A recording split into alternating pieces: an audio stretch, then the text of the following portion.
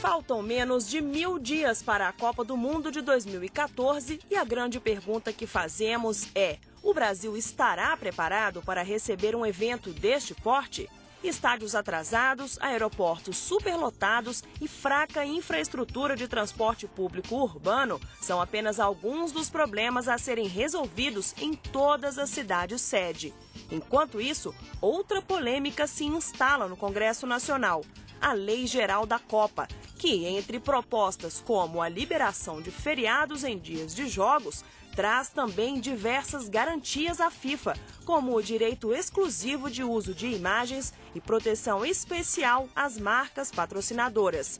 Estaria o Brasil cedendo demais e perdendo soberania para a FIFA? Ou isso é perfeitamente normal para um evento extraordinário como esse?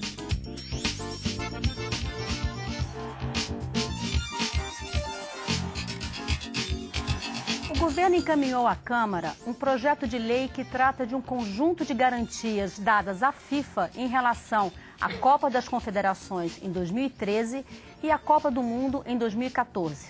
A chamada Lei Geral da Copa está sendo tema de debates quase tão acalorados quanto a performance ainda pouco convincente da nossa seleção. Estudantes e idosos estão ameaçados de ter de pagar inteira. Ambulantes perto dos estádios, nem pensar. Mas a cervejinha, que hoje é proibida, talvez possa ser vendida para quem for assistir aos jogos. Esses e outros pontos serão debatidos no Expressão Nacional, que começa agora, com a participação do deputado Jonas Donizete, do PSB de São Paulo, que é presidente da Comissão de Turismo e Desporto da Câmara, do deputado Rubens Bueno, do PPS do Paraná, que também é da Comissão de Turismo, do presidente da Embratur, Flávio Dino, e do professor Paulo Henrique Azevedo, coordenador do Grupo de Pesquisa em Gestão e Marketing do Esporte da Universidade de Brasília. Senhores, muito obrigada pela presença no nosso programa. Eu quero começar com o deputado Jonas Donizete. Deputado, vai ser formada uma comissão especial para tratar desse assunto da Lei Geral da Copa, e a sua comissão vai integrar essa comissão. Eu quero saber qual é a sua expectativa em relação a esse projeto aqui na casa. Maristela, cumprimentar você, os participantes do nosso debate. A minha expectativa é que a gente possa debater esses pontos polêmicos, né? Eu acho que isso é positivo. Eu vou me pegar a um deles aqui, por exemplo, a questão do Estatuto do Idoso, que é uma lei federal que nós temos, que, por sinal, está completando 8 anos agora e concede alguns direitos aos cidadãos da terceira idade. É uma lei que eu acredito que o mundo, sabendo que o Brasil tem uma prerrogativa legal como essa, é algo positivo para o nosso país. Então, eu acho que a gente vai debater. A FIFA é um organismo internacional, as exigências que ela tem feito para o Brasil não é só para o Brasil, foi feito para outros países também. E alguns cederam mais, outros menos. Eu vou usar aqui o exemplo das 2 últimas Copas. A África do Sul cedeu mais, ganhou uma nota mais alta da FIFA no final da Copa. A Alemanha cedeu menos, não ganhou uma nota tão alta. Eu acho que para nós o que interessa é a gente discutir aqui no Congresso, que é a casa que representa a sociedade. Nós temos compromissos assumidos, que o governo já assumiu quando foi designada a Copa para o Brasil. Esses compromissos, eles serão cumpridos. O Brasil é um país que cumpre os seus acordos, os seus contratos.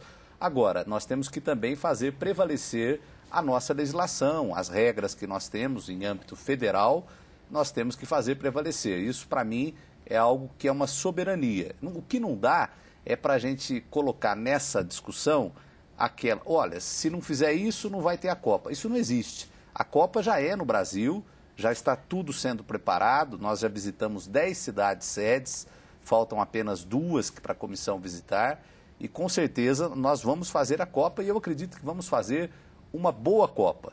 Agora, essa lei vai servir para que a gente possa prevalecer em muitas coisas que nós já temos no nosso país e nós não temos por que abrir mão. E outros pontos eu vou colocar minha opinião no decorrer do debate. Ok, deputado, obrigada. Professor Paulo Henrique, como o grupo de pesquisa que o senhor coordena na Universidade de Brasília avalia essa proposta do governo que chegou à Câmara recentemente?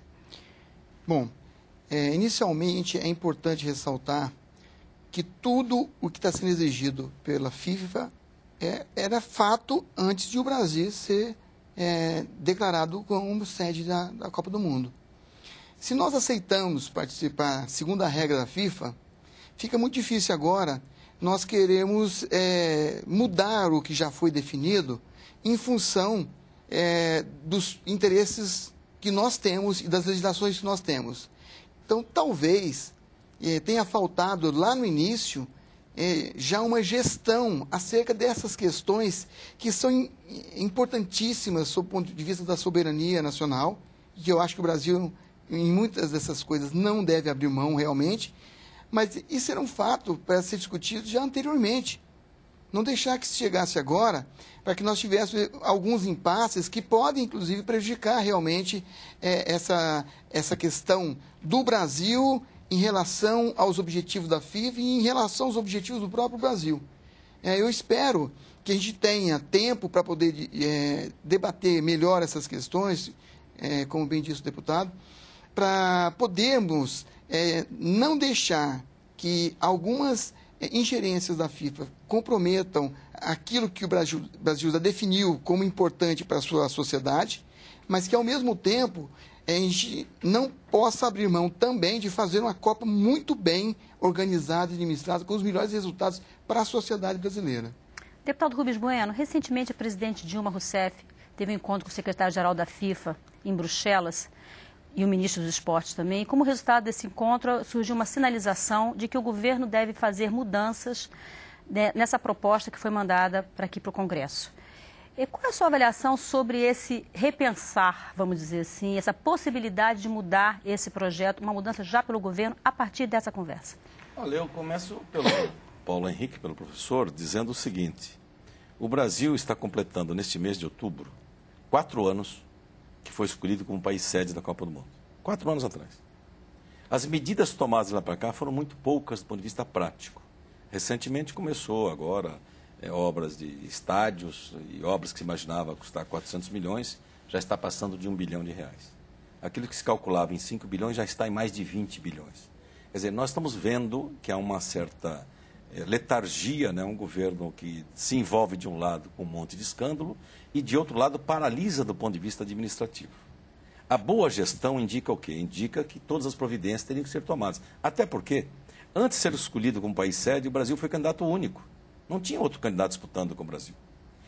Resultado disso, hoje nós estamos vendo que há uma discussão, a presidente da República no exterior conversa com o secretário-geral da FIFA e começa a discutir possíveis mudanças daquilo que são as regras já indicadas nas Copas anteriores. Resultado, o que é que nós, na Câmara, o deputado Jonas Donizete, que faz um esforço grande na Comissão de Esporte e Turismo para ajudar a encontrar uma saída para isso. Primeiro, se vai proibir bebida, que se proíbe hoje no Brasil para os Jogos do Campeonato Brasileiro, por que é que vai abrir mão para a Copa do Mundo? Se vai abrir mão para a Copa do Mundo, então que se permaneça a venda da bebida durante os Jogos. Porque quem vai beber, bebe antes ou bebe depois. Isso é uma coisa...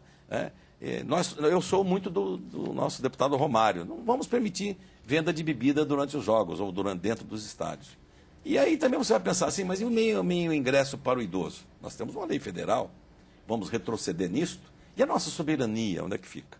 Tem a questão da minha entrada do estudante. Eu fui líder estudantil, presidente de Grêmio, e a nossa luta sempre foi pela carteirinha para ter o direito do meio ingresso nos cinemas e clubes, etc. E agora no futebol não vai valer? Então tem que ter um certo cuidado e buscar um ajuste adequado para um Brasil que deve ser permanente, não por acaso para a Copa do Mundo. Ex-deputado Flávio Dino, vai ser difícil não chamá-lo de deputado ao longo desse programa, o presidente da Embratur. Eu gostaria de perguntar para o senhor exatamente sobre esse ponto. Recentemente, li uma entrevista sua, que o senhor falava do esforço que a Embratur vem fazendo, no sentido de, vamos dizer assim, reconstruir uma imagem que o Brasil tem lá fora, muitas vezes de paraíso do turismo sexual, um país em que tudo pode, que as pessoas encontrariam um campo para tudo fazer aqui. A minha pergunta é, a gente mudar, por exemplo, esse aspecto do consumo de bebida alcoólica nos estádios de futebol para atender a uma demanda da FIFA, não veria de encontro a esse esforço que a Embratur vem fazendo no sentido de mudar a nossa imagem lá fora? Em primeiro lugar, nós temos algumas premissas necessárias. A primeira delas é exatamente estabelecer que a Copa é um evento excepcional,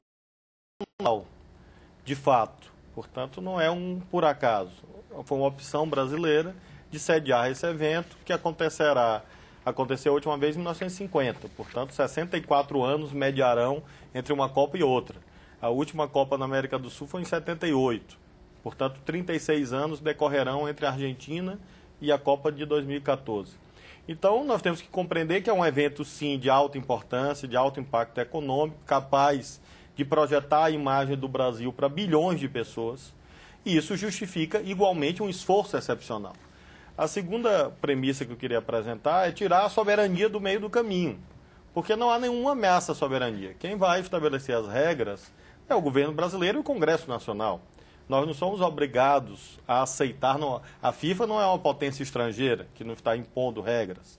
Agora, a FIFA é um organismo mundial, multilateral, privado, que tem os seus interesses e legitimamente apresenta para arbitramento pelo governo e pelo Congresso, soberanamente. Então, eu não entendi o que a soberania foi fazer nesse debate. Nós queremos estabelecer as regras dentro do que é razoável, dentro dos compromissos que nós assumimos, em face de uma opção nossa. A pergunta, portanto, vem a ser, ora, se é um evento excepcional, que nós escolhemos e, portanto, não há perda de soberania, qual o limite que nós estamos dispostos a chegar nas concessões a partir de pleitos de vários atores privados, entre os quais a FIFA, não só a FIFA, para sediar este evento. E a calibragem disso depende de uma outra pergunta, ou seja, é bom ou ruim para o Brasil sediar a Copa? Por vezes eu fico com a impressão que determinados analistas imaginam que é ruim sediar a Copa e sediar a Olimpíada, a primeira Olimpíada da América do Sul, de todos os tempos, a terceira Olimpíada do hemisfério sul do planeta. Nós seremos vistos por bilhões de pessoas como nunca fomos, no mundo inteiro. Nós vamos veicular 200 bilhões de notícias sobre o Brasil. 26 bilhões de telespectadores vão nos assistir. Nós estamos investindo 33 bilhões de reais em legados que ficarão para o cidadão que está nos assistindo agora. Estádios ficarão. A FIFA não vai levar para casa. Os aeroportos que hoje têm dificuldades, sim, lógico que tem. O de Nova York também tem. Esses aeroportos ficarão do Brasil. A FIFA não vai levar embora. Então, são legados para a sociedade brasileira.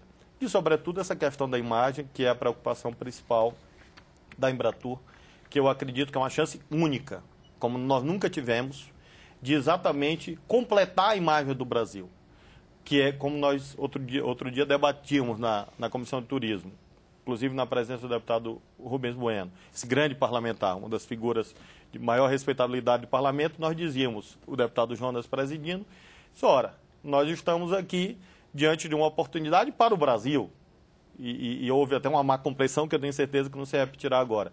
Ou seja, a imagem que ficará do Brasil não será a imagem do governo Dilma, porque isso ficará pelas próximas décadas. É uma tarefa de uma geração. O Brasil hoje é visto como uma nação cordial, alegre, hospitaleira, que sabe fazer festa. Ótimo, esse é um patrimônio brasileiro. Não foi construído pelo governo Dilma, Lula ou Fernando Henrique, ou Juscelino Kubitschek. O que nós precisamos é fazer com que, com os eventos, que poderão inclusive se dar sob outro governo, é importante lembrar disso, porque em 2014 haverá eleições. Se o povo brasileiro resolver legitimamente que a oposição vencerá, coisa que eu não espero que aconteça particularmente, mas pode decidir, em 2015 a Copa América ocorrerá sob um outro governo. A Olimpíada de 2016 ocorrerá sob outro governo. Então essa é uma tarefa um pouco nossa, de convergência, de procurar construir os consensos, exatamente para que haja um reposicionamento de imagem nosso, completando essa ideia do país cordial com a ideia do país moderno, eficiente, competente, que não é um esforço deste governo, é um esforço nosso, é um esforço patriótico nosso, do governo e da oposição. E acho que eu tenho dificuldade de vir à Câmara, porque eu fico 3 dias doente quando eu venho aqui, com saudade, né? Fico com banzo, como se chamava. Então, eu confio muito no Congresso brasileiro. E eu tenho certeza que o bom debate, o sempre acirrado debate, né, professor, das posições divergentes, vai encontrar o ponto de equilíbrio internamente entre as várias forças políticas e na negociação com a FIFA, que legitimamente, repito, legitimamente é direito da FIFA postular o que acha correto. Eu acho que é importante. E aí o Congresso acho que vai achar um bom caminho. O ponto que o presidente Flávio Dino colocou, tem uma peça publicitária, deputado Rubens Bueno, que foi feita na Eurocopa. o garoto propaganda era o Filipão, que ele era o técnico da seleção de Portugal. E ele começava a escalar a seleção que ia disputar a Eurocopa, que ia ser sediada em Portugal. E ele chamava o nome de um taxista, o nome de um rapaz que trabalhava na lanchonete, e as pessoas iam se surpreendendo com aquela convocação. Eu acho que um pouco é o que o presidente Flávio Dino colocou. Eu acho que a gente precisa passar um pouco esse senso para a população brasileira, que é uma tarefa mesmo de todos nós. E eu tenho aí uma preocupação, dentre tantas, por exemplo, na África do Sul, que é um país que guarda algumas proporções com o Brasil, a língua-mãe é o inglês. Então lá, a moça que atende na lanchonete, o rapaz que dirige o táxi, ele fala o inglês naturalmente. Nós aqui não.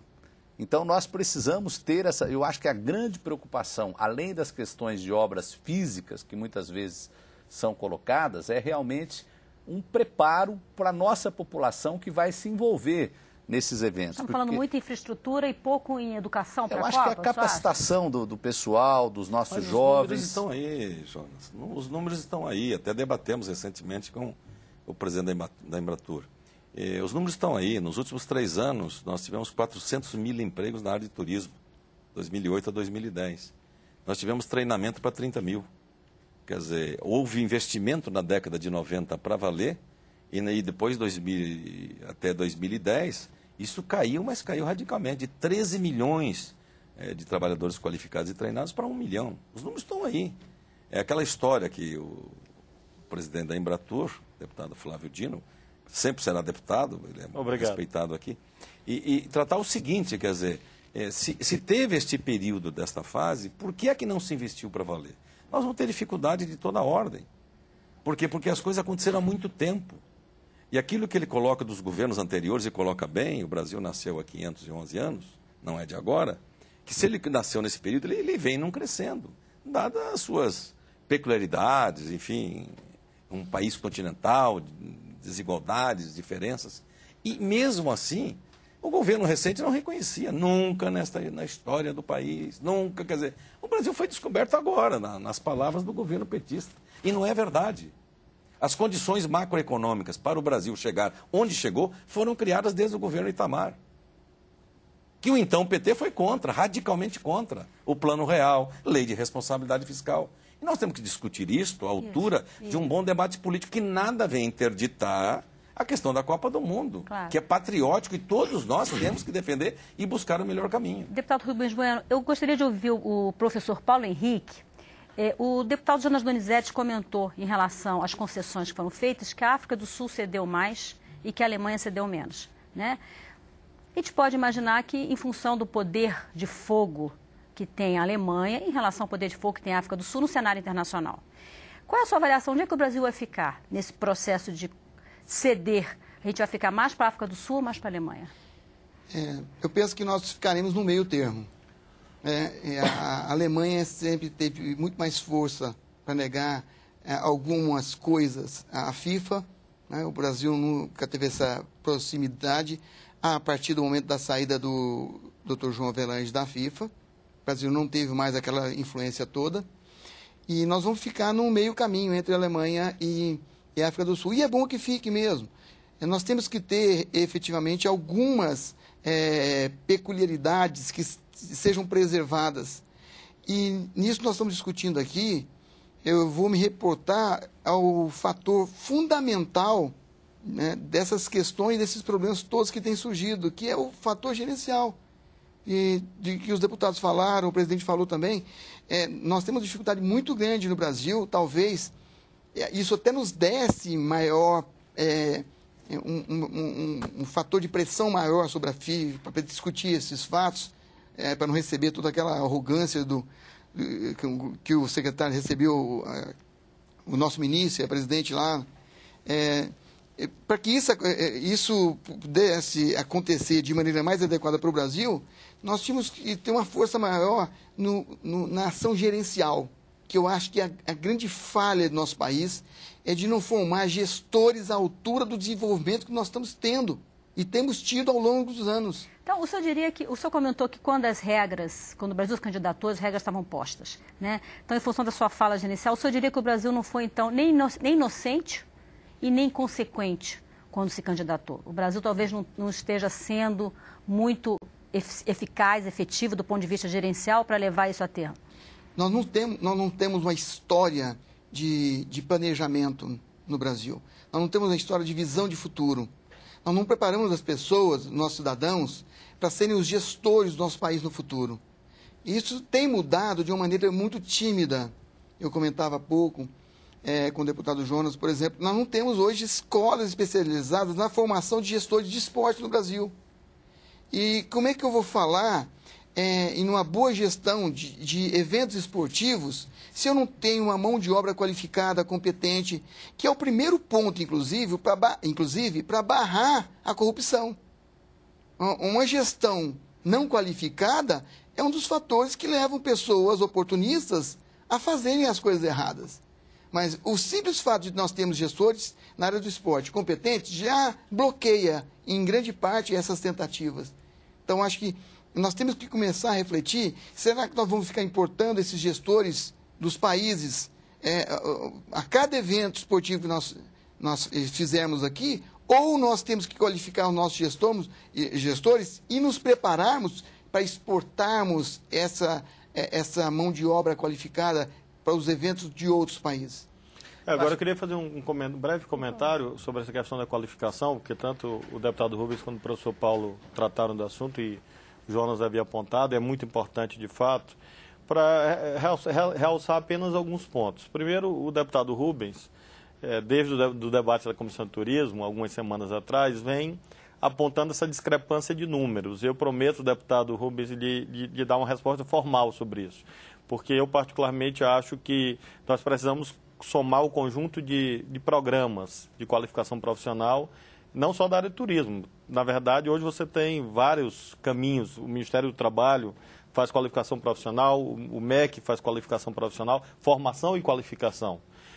Há, por exemplo, notável esforço, o senhor sabe disso seguramente e reconhece, um notável esforço de expansão da educação profissional ou profissionalizante, do ensino técnico, que é uma novidade. O senhor sabe disso. No meu estado havia uma escola técnica apenas, no estado inteiro. Agora nós vamos passar de 20. Então, isso é formação, isso é qualificação. Então, nós não podemos olhar apenas os programas que têm um nome, o rótulo, né? Em 90 não tinha Ministério do Turismo. Não tinha também. Então, nem é preciso... Nem esporte. Então, é preciso um pouco comparar. Eu entendo a sua observação e acredito que seja pertinente, mas é preciso que nós olhemos o conjunto da obra, né? Acho que há um esforço, sim, de qualificação nessa linha que o professor Paulo aponta corretamente.